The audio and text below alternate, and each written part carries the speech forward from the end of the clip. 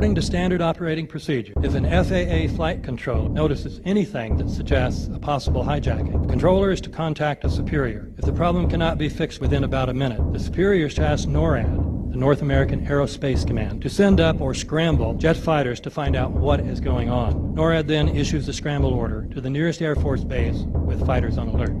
Although interceptions usually occur within 10 or so minutes, in this case, 80 or so minutes had elapsed before fighters were even airborne. It's a mind-bending anomaly.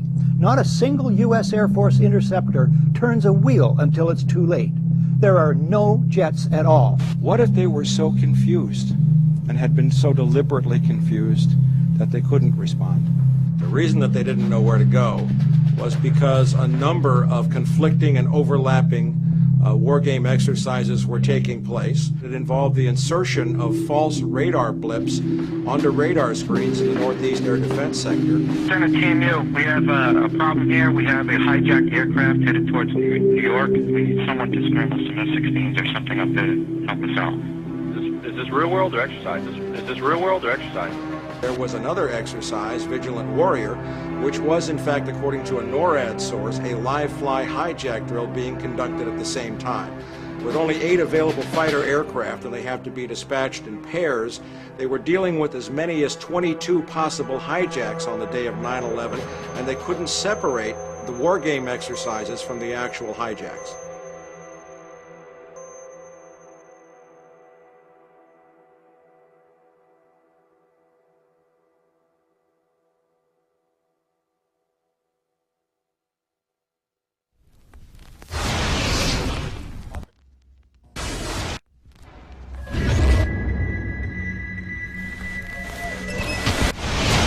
Page 172.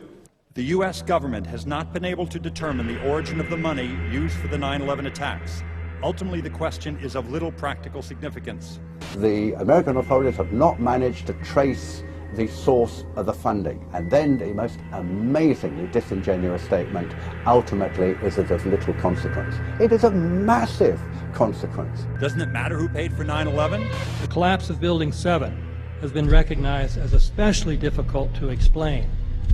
The 9/11 Commission report implicitly admitted that it could not explain the collapse of this building by not even mentioning it.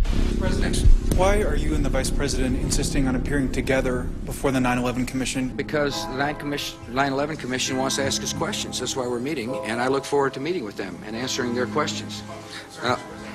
Why you're appearing together rather than separately, which was their request? Because it's a good chance for both of us to answer questions that the 9/11 Commission is looking forward to asking us, and I'm looking forward to answering them. Let's see. Do you think they should be able to stand up and speak their own words? They should go under oath. They should be, yeah, in public.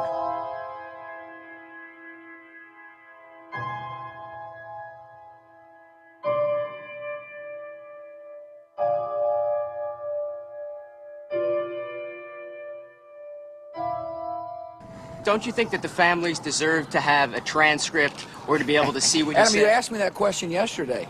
I got the same answer, yeah. The final report was a unanimous report. That means that if there was a single commissioner who had any objection about anything, that fact would be dropped from the report. We have found out that he not only served on the transition team of the Bush administration, that he was a person who wrote a draft memo for the setup of the Bush administration's National Security Council, that he was an individual who wrote the preemptive war strategy that was eventually used for the war in Iraq, that he is a close friend of Condoleezza Rice's. We want him to resign. There is literally nothing in the 9/11 report that the Bush administration did not approve of. We can understand, therefore, why the Commission, under Zelikow's leadership, would have ignored all the evidence that would point to the truth, that 9/11 was a false flag operation intended to authorize the doctrines and funds needed for a new level of imperial mobilization.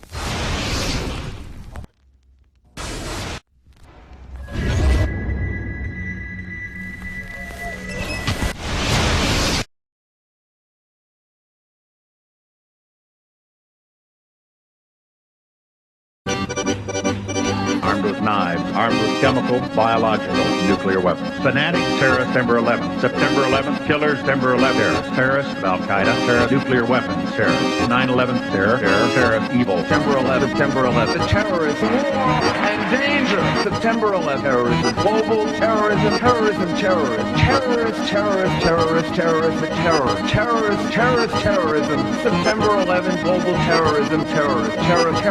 September 11th, world terrorism, terrorism. September 11th, global terrorism. September the 11th, terror. Weapons of mass destruction. September the 11th, terrorists, the evil terrorists, no. Terrorism. The words are hypnotically repeated. Terrorism, terrorist, terrorist threat, and of course, believed to be linked to Al-Qaeda. But it's the so-called war on terrorism that's in our faces practically 24/7 as the inescapable focus of our existence. One day, our grandchildren will look back on this time and ask, how was the war on terror won? The entire U.S. ruling class, ruling elite, comes to see terrorism as the preferred means, indeed the only means, to provide social cohesion, to provide an enemy image for the society to keep it together. According to neocon theory from Carl Schmitt, you have to have an enemy image in order to have a society. It's a very dangerous thing because now it means that the entire social order, the political parties, intellectual life, politics in general, all based on a monstrous myth.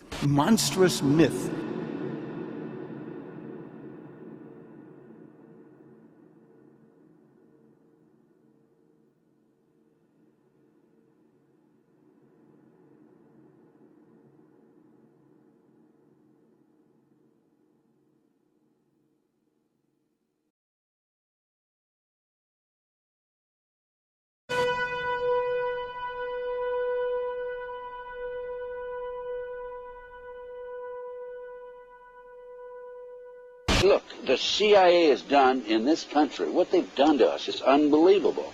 Look at the terrorist acts that have occurred. The CIA behind most, if not all of them. We had the Marine Barracks. We had our embassy in Kenya. We had Pan Am 103. We had the USS Cole. We had Oklahoma City. We had the World Trade Center in 1993. That helped the terrorists blow up the World Trade Center the first